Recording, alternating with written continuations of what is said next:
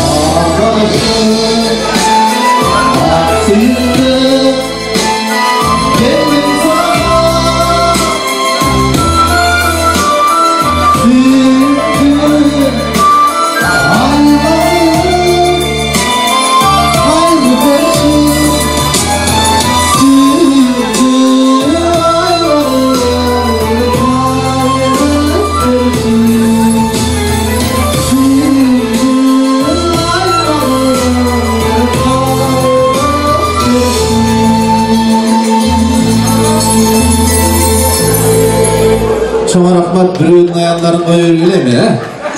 Denizler urmattı bir tuğanдар animesi but kursaktan baştalat, almak salmak taştalat, butlarımız kol bosa kalmayıp bilek cırgılıp